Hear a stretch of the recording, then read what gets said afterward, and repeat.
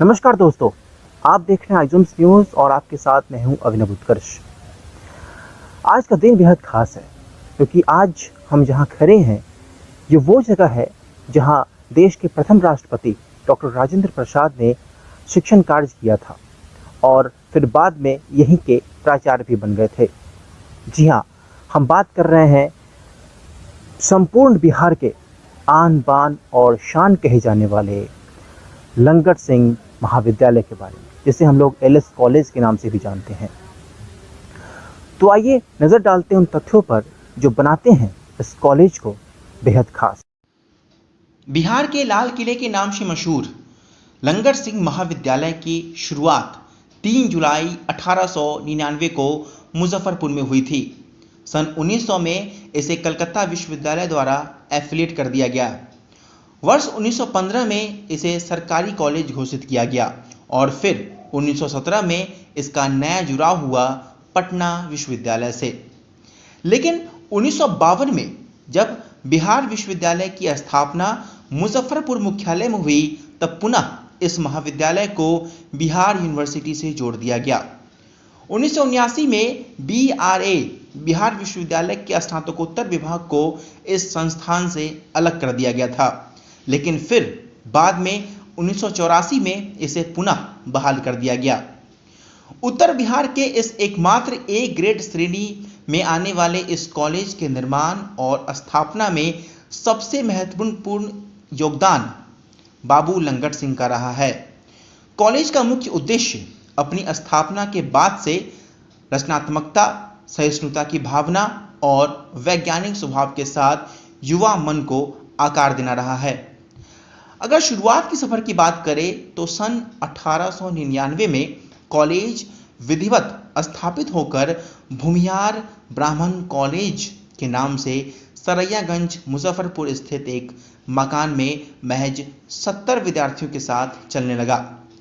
उन दिनों मुजफ्फरपुर के जमींदार शहर में शिक्षा के प्रयास को लेकर बढ़ चढ़कर हिस्सा ले रहे थे। हमेशा मीटिंग होती और एक मीटिंग में लंगट सिंह भी पहुंचे। बहस हो रही थी और बहस का मुद्दा था कॉलेज का पुनर्निर्माण और विकास। उस मीटिंग में बड़े से बड़े जमींदार भी सहयोग राशि के रूप में केवल 5 से 10 हजार रुपए ही दे रहे थे। इतने में अचानक बाबू लंगट सिंह खड़े हुए और 1.25 लाख रुपए का ऐलान कर दिया। यह देख सभी दंग रह गए। कॉलेज के प्रशासन में चमक आ गई।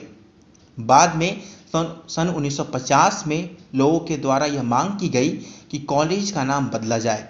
तब तत्कालीन कमिश्नर के द्वारा मतदान कराया गया और उस मतदान के परिणाम के आधार पर कॉलेज का नाम बदलकर लंगट सिंह महाविद्यालय पड़ गया।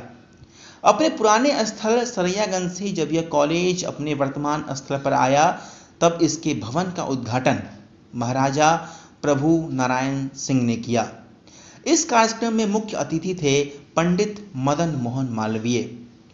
मुजफ्फरपुर के कई भूस्वामियों, दानी प्रवृत्ति के लोगों के सहयोग से ऑक्सफोर्ड यूनिवर्सिटी के तर्ज पर बने इस कॉलेज के भव्य भवन का उद्घाटन 26 जुलाई 1922 को तत्कालीन गवर्नर सर हेनरी व्हीलर ने किया था।